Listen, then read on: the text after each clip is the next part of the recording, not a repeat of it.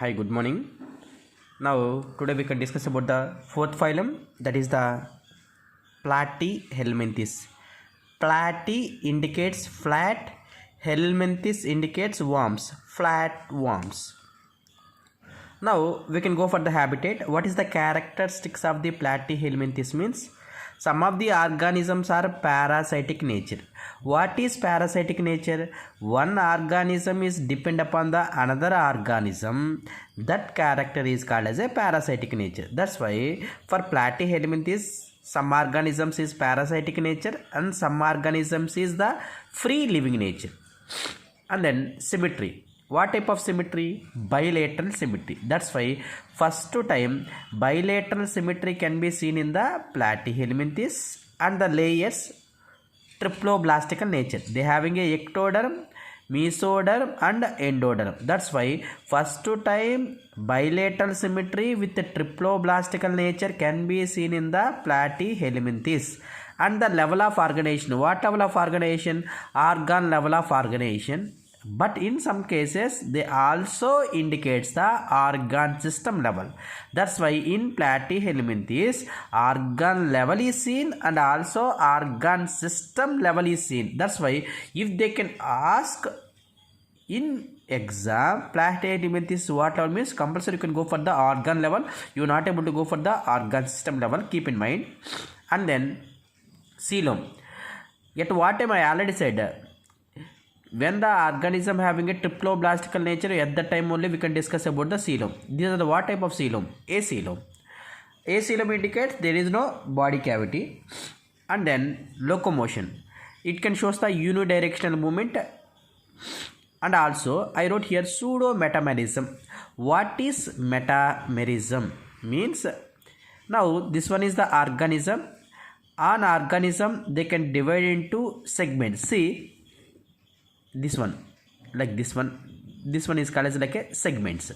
Okay, when the organism is divided by the segments, these are the segments both externally and internally, that is called as a true metamerism.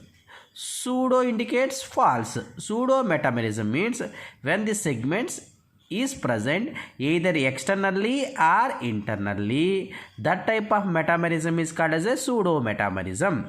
And then circulatory system, open circulatory system.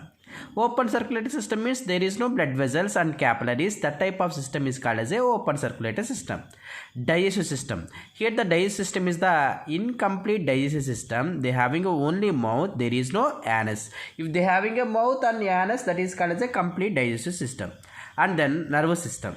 Nervous system is the cephalic ganglia. What is ganglia? Means the group of nerve cells can be concentrated at one point, that is called as a ganglia. Cephalic ganglia means in anterior head side this type of ganglia is present, that is called as a cephalic ganglia. And then excretory system. They having a specialized cells, that specialized cells is called as a flame cells. This flame cells mainly useful for the osmoregulation. What is meant by osmoregulation? Means the excess of fluid is present in the body, that fluid is or waste material is eliminated from the body, that is called as a osmoregulation. That's why flame cells is mainly useful for the osmoregulation. And then respiration. When the organisms are the parasitic nature, respiration is the anaerobical respiration. It means without oxygen, when the organism is survive, that is called as a anaerobical respiration. Cutaneous respiration. When the respiration is takes place through skin, that respiration is called as a cutaneous respiration. When the organisms is free living, the respiration is the cutaneous respiration. And then reproduction is the sexual reproduction, and it is the monoecious. I already said what is monoecious. Both male reproductive organs and female reproductive organs present in the same body, that is called as a monoecious nature. Skeletal system. Some organisms it is lined by the mucous lining. A mucous lining is covered, that is called as a rhabdite. In some organisms it can covered by a thick cuticle. In some organisms it is covered by the syncytial tegument. It is the names. Okay, now if we go for the extra features, this is the called as a fasciola, commonly called as a liver fluke. This is called as hooks and suckers. See, hooks for anchorage, for holding of the host.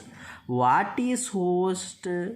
If the organism or which organism can give the shelter, that is called as a host. That's why if this is the parasite, this parasite present in the host, for holding we need a hooks and suckers. For sucking of food materials they need a suckers. And then narukad.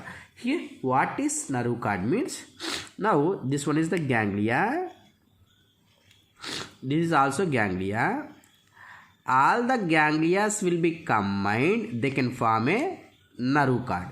That's why narukad is what like appearance? A ladder like appearance. Now if you go for the classes, they having a 3 classes. One is the Turbellaria, another one is the Trematoda, another one is the Cestoda. They having a 3 classes will be present. Among these 3 classes, free living organisms is present in the Turbellaria. For Trematoda and Cestoda, they having a parasitical nature. Very important one. In Turbellaria organisms, they can show the power of regeneration capacity. Not in this one. For Turbellaria organisms, they having a power of regeneration capacity. What is power of regeneration capacity means?